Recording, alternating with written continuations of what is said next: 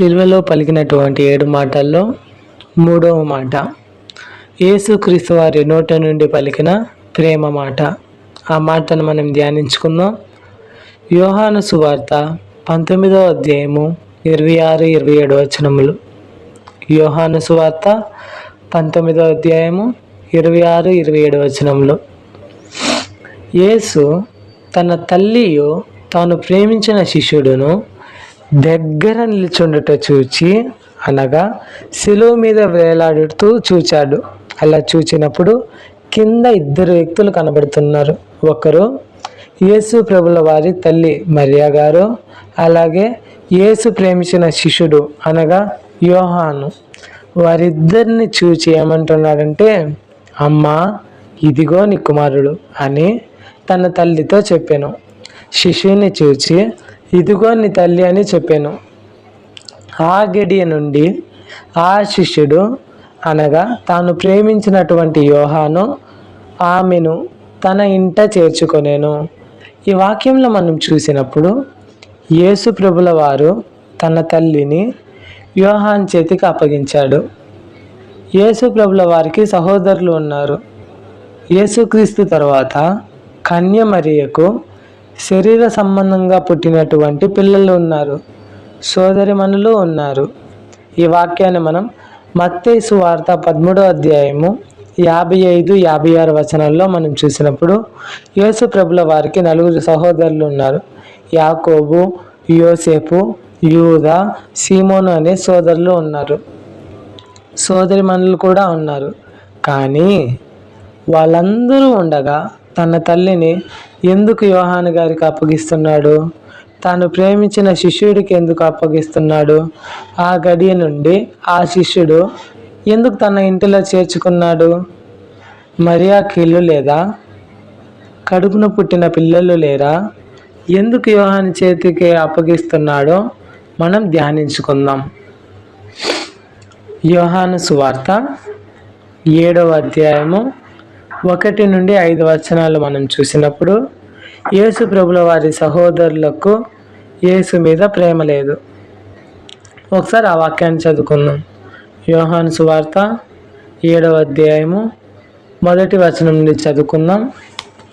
యూదులు ఆయనను అనగా యేసు క్రీస్తును చంప వెదికినందున యేసు యూదయాలో సంచరించనొల్లక గలిలయలో సంచరించుచుండెను. ఇక్కడ యేసును చంపాలని యూదులు వెతుకుతున్నారు. కాబట్టి యేసు యూదయ అనే దేశానికి వెళ్ళక గలిలయకు వెళ్ళాడు. యూదుల పర్ణశాలల పండుగ సమీపించను గనుక ఆయన సహోదరులు ఆయనను చూచి, నీవు చేయుచున్న క్రియలు నీ శిష్యులను చూచినట్లు ఈ స్థలము విడిచి యూదయకు వెళ్ళుము. ఇక్కడ యేసు ప్రభుల వారి సహోదరులు యేసుని చూచి యూదయకు వెళ్ళుము అన్నారు. అంటే సొంత అన్నను యూదయకు ఎందుకు వెళ్ళమంటున్నారు? యూదయకు వెళితే యేసుని ఏం చేస్తారు? చంపేస్తారు. అదే మనం పైన వాక్యాల్లో చూస్తున్నాం. యూదయలో ఉంటున్న యూదులు యేసును చంప వెతుకుతున్నారు. అది తెలిసిన యేసు సహోదరులు యేసును యూదయకు వెళ్ళమంటున్నారు, యేసును చంపాలనుకుంటున్నారు. ఆనాడు యోసేపును ఎలాగైతే సొంత అన్నలు వ్యతిరేకించారో, యోసేపును ఎలాగైతే తమ సొంత అన్నలు చంపాలనుకున్నారో, ఇప్పుడు క్రీస్తును కూడా సొంత తమ్ముళ్ళు ఏం చేయాలనుకుంటున్నారు? చంపాలనుకుంటున్నారు. కింద వచనాల్లో చూసినప్పుడు ఆయన సహోదరులైనను ఆయన యందు విశ్వాసం ఉంచలేదు. క్రీస్తు కుటుంబంలో సపోర్ట్ లేదు. సొంత ఇంటివారే ఆయనకు శత్రువులయ్యారు. సొంత ఇంటివారే ఆయనను వ్యతిరేకిస్తున్నారు. మార్కు సువార్త 3వ అధ్యాయము 20-21 వచనాల్లో చూసినప్పుడు వాళ్ళ సహోదరులతో కలిసి యేసు తల్లి కూడా వచ్చింది. ఒకసారి ఆ మాటలను చదువుకుందాం. మార్కు సువార్త 3వ అధ్యాయము 20-21 వచనాలు. ఆయన ఇంటిలోనికి వచ్చినప్పుడు జనులు మరలా గుంపు కూడి వచ్చిరి గనుక భోజనము చేయుటకైనా వారికి వీలు లేకపోయాను. ఆయన ఇంటి వారి సంగతిని విని ఆయన మతి చెల్లించిందని చెప్పి ఆయనను పట్టుకొనబోయేరి. యేసు ప్రభుల వారి ఇంటి వారు ఎందుకు పట్టుకోవాలనుకున్నారు? ఆయనకు మతి చెల్లించిందని చెప్పి ఆయనను పట్టుకోవాలనుకున్నారు. ఎంత నెగిటివ్ పబ్లిసిటీ! మా అమ్మ నాన్న ఇప్పుడు ఆ గేట్ బయట నిలబడి, అన్న మా అబ్బాయి ఉన్నాడా? ఉన్నాడు. ఏం చేస్తున్నాడు? లోపల వాక్యం చెప్తున్నాడండి. అయ్యో మా వాడికి పిచ్చి పట్టేసింది, హాస్పిటల్కి తీసుకెళ్ళడానికి వచ్చాం, కొంచెం బయటికి తీసుకొని వస్తారా అని అన్నారనుకోండి, నా రియాక్షన్ ఎలా ఉంటుంది? చాలా బాధాకరంగా ఉంటుంది. అతనికి మతి చెల్లించిందా? ఎవరికి? యేసుక్రీస్తు వారికి మతి చెల్లించిందా? ఎవరు చెప్తున్నారు ఆ సాక్ష్యం? వాళ్ళ ఇంటి వారే చెప్తున్నారు. సొంత ఇంటి వారే ఆయనను చంపాలనుకుంటున్నారు. సొంత ఇంటి వారే నెగిటివ్ పబ్లిసిటీ చేస్తున్నారు. సొంత ఇంటి వారే నీకు మతి చెల్లించిందని చెప్తున్నారు. ఇంకా కింద కొన్ని వచనాల్లో చదువుకుందాం. 31 నుండి 35 వరకు చదువుకుందాం. ఆయన సహోదరులను తల్లియు వచ్చి వెలుపల నిలిచి ఆయనను పిలువనంపిరి. జనులు గుంపుగా ఆయన చుట్టూ కూర్చుండిరి. వారు, ఇదిగో నీ తల్లియు నీ సహోదరులను వెలుపల ఉండి నీ కోసం వెదుగుచున్నారని ఆయనతో చెప్పగా, ఆయన, నా తల్లి నా సహోదరులు ఎవరని తన చుట్టూ కూర్చున్న వారిని కలియజూచి, ఇదిగో నా తల్లియు నా సహోదరులను, దేవుని చిత్తము చొప్పున జరిగించువాడే నా సహోదరుడును సహోదరియు తల్లియునని చెప్పెను. ఇప్పుడు యేసు ప్రభుల వారి కుటుంబ సభ్యులు ఆ మాటలు విన్న తర్వాత అవమానంతో అక్కడి నుండి వెళ్ళిపోతారు. ఇలా కుటుంబ సభ్యులు యేసుకి వ్యతిరేకమయ్యారు. అలాంటి సన్నివేశం జరుగుతున్న కాలంలో ఒక్క వార్త రానే వచ్చింది. అమ్మా, నీ పెద్ద కుమారుణ్ణి అనగా యేసును కొట్టుకుంటూ తీసుకెళ్తున్నారు, యెరూషలేము వీధుల్లో ఈడ్చుకుంటూ తీసుకెళ్తున్నారు, చాలా దారుణంగా కొడుతున్నారు. ఆ మాటలు విన్నాక ఏ తల్లి అయినా చూడకుండా ఉండగలదా? అతన్ని సిలువ వేస్తారంట, అతన్ని చంపేస్తారంట. ఆ మాటలు విన్నాక ఏ తల్లి అయినా ఆఖరి చూపులు చూసుకోకుండా ఉండగలదా? అదేవిధంగా మరియా తన కుటుంబాన్ని విడిచి, తన ఇంటిని విడిచి ఏడ్చుకుంటూ సిలువ దగ్గరికి వచ్చింది.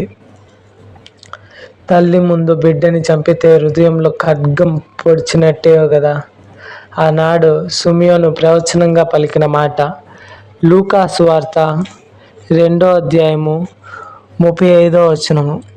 నీ హృదయంలోనికి ఒక ఖడ్గం దూసుకొని పోనని ఆయన తల్లి అయిన మరియాతో చెప్పాను. ఆ సిమియోను అనే ప్రవక్త ప్రవచనంగా చెప్పిన మాట ఇక్కడ నెరవేరడం మనం చూస్తున్నాం. అలాంటి సమయాలలో యేసు ప్రభుల వారు శిలువ మీద నుండి వేలాడుతూ చూస్తున్నాడు.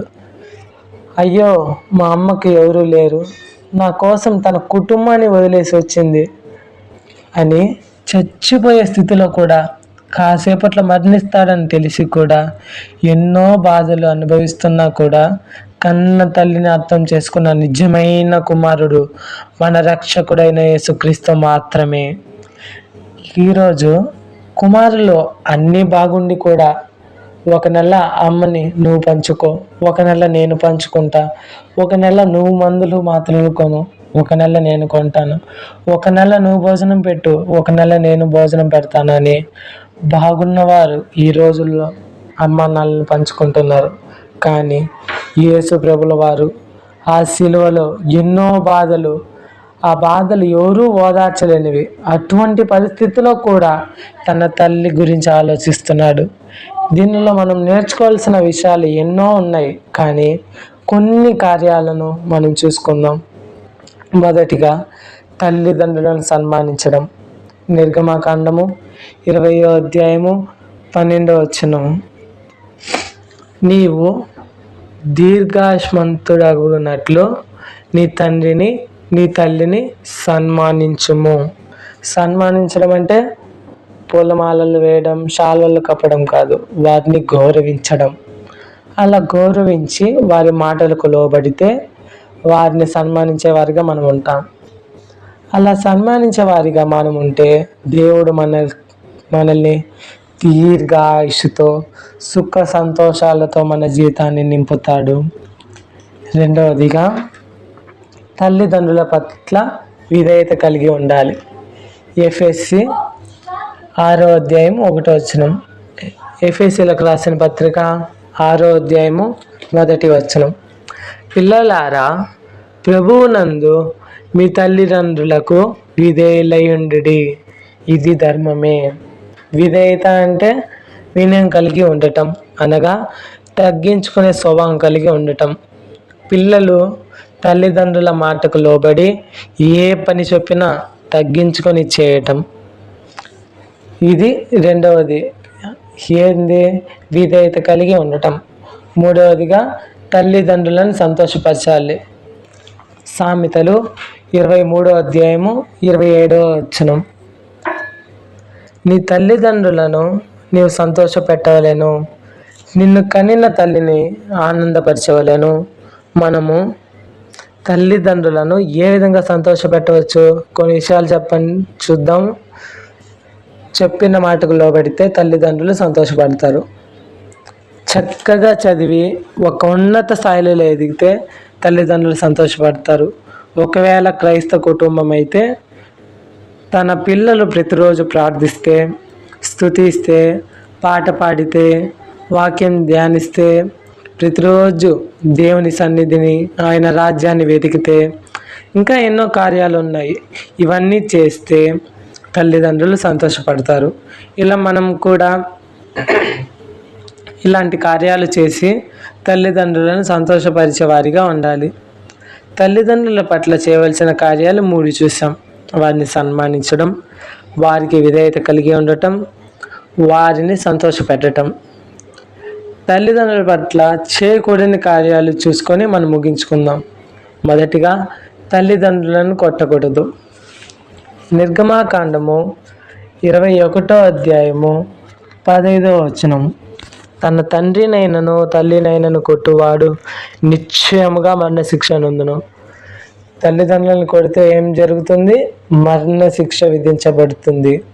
అలాగే ఇంకోటి కూడా చూసుకుందాం, తల్లిదండ్రులను శపించకూడదు. నిర్గమాకాండము 21వ అధ్యాయము 17వ వచనం. తన తండ్రినైనను తల్లినైనను శపించువాడు నిశ్చయముగా మరణశిక్ష నొందును. ఇక్కడ మనం చూసినప్పుడు తల్లిదండ్రులను కొట్టినా, వాటిని శపించినా ఏం సంభవిస్తుంది? మరణశిక్ష సంభవిస్తుంది.